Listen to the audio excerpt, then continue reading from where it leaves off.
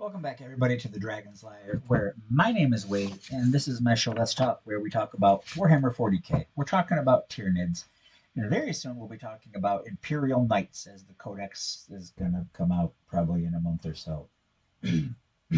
um, we're to the phase where we're talking about things in the Codex that I don't really use and I don't really like. I do have Barbgaunts because when 10th edition dropped, I got two Leviathan boxes. So I have Barbgaunts. I think I have 10 of them. I assembled them, but I don't use them. I do see a use for Barbgaunts. So let's talk about it. Move is 6 inches, not great.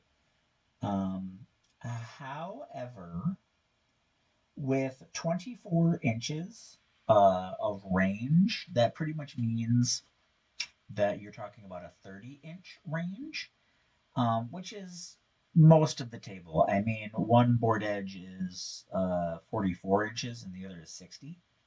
So you're, depending on where you deploy and depending on how you move, you got a pretty good chance of reaching out and hitting something. So 6 inch movement, not that big of a deal. Four toughness is obviously not great.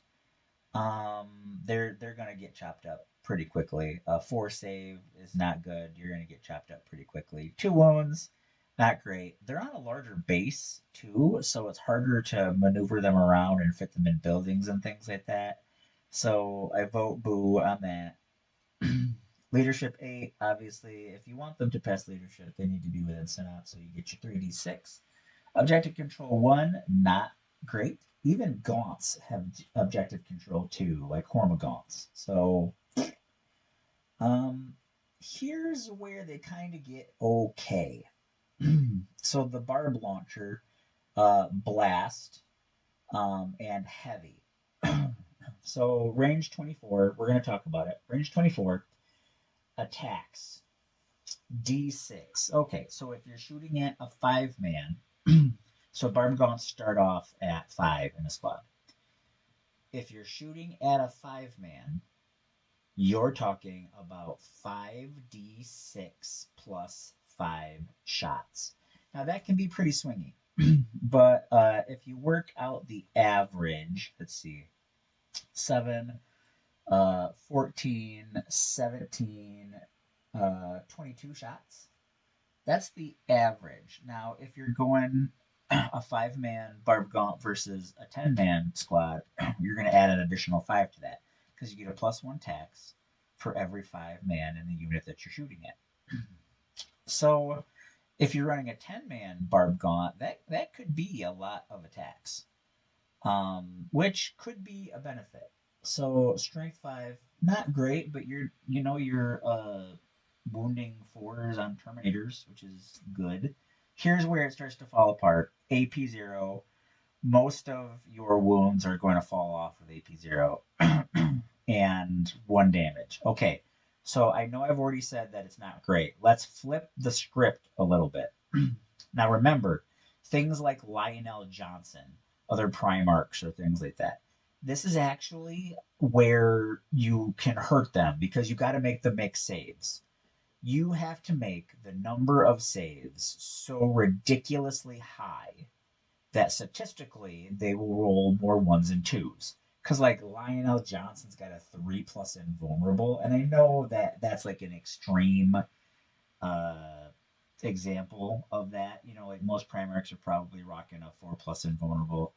Um, 4+ invulnerable is like the good thing, and Lionel Johnson's a Primarch, so he's got a 3+ invulnerable. Anyways, um, but this is actually where you hurt things like that, because anything that's like that, um, because you have to volume of attack them. Because like if it's something that's really high strength and really high AP, it's just going to trigger their invulnerable, like a Tyranids shooting a rupture cannon, for example.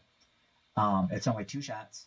Tyranids do not hit well, and you only need 2+, and they don't hit well. You're gonna wound, but then with only 2, they can shrug off with invulnerables. This, on the other hand, and Lionel Johnson's not a great example because you can't shoot him if there's an infantry model within 6 inches of him and he gets lone operative and stealth and blah blah blah blah blah. But what I'm talking about is anything that's got a lot of wounds, a decent amount of toughness, and an invulnerable.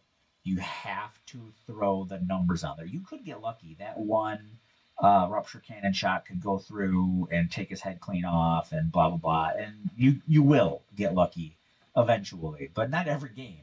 Okay. Anyways, Barbgaunts can do that. Most of the saves are gonna remove the wound, but the ones that go through, because statistically, your opponent will roll ones and twos. They will. And every one that goes through gets you closer to success. So it's a tool. It's a tool in your toolbox. The chitness, claws, and teeth, who cares? One attack, 4+ save, 4+ strength. I mean, it could be 5 inside synapse and AP1, AP0, and 1 damage. It's all trash. Let's go back to the barb launcher again. So we talked a lot about the blast. We didn't talk anything about the heavy. The heavy, if you don't move, it's going to make you hit on 3+. So there's some strategy to it there. um, and the ability is, like always, when you see Synapse, that means they can benefit from Synapse. They can get the extra d6 to leadership tests when they're inside of 6 inches of a Synapse creature. It's down here, here, at the bottom. If it says Synapse down here in the keywords, that means they provide Synapse for everybody. Anyways, here's the actual advantage. In your shooting phase, after this unit has shot, select one enemy infantry. Not monsters, not vehicles, not walkers, infantry. Unit hit by one or more of those attacks. Just all you have to do is score a hit, which you're going to. Until the end of your opponent's next turn. That's a long time. The end of your opponent's next turn. That enemy unit is disrupted. While a unit is disrupted, subtract 2 from its move characteristic and subtract 2 from its advance and charge rolls made. That right there can change the game. It's a very utility thing, but if you drop that on Terminators, now yeah, Terminators can deep strike, but sometimes they deep strike in. Listen to me. Terminators deep strike in. They're 9 inches away. They need a 9-inch charge. Okay, not easy to make all the time. Then you overwatch them with Barbgaunts, and now they need an 11-inch charge. Okay, that's the thing. Other slow-moving, big infantry things. Death Guard, Death Guard Terminators. But you can really throw off your opponent's plans by disrupting, making them slower so they can't get to objectives that quickly, making them miss charges, and then you charge them. So I do respect the Barbgaunt and what the Barbgaunt has to offer with this disruption. Because you don't have to wound, you don't have to kill a guy, you just have to hit. And statistically, you're going to hit. And I would suggest using them on Overwatch. Because remember, it triggers during the movement phase or during the charge phase. And you have to be within 24 inches, and that's the range. It's almost like they were built as an Overwatch. And all you have to do is hit.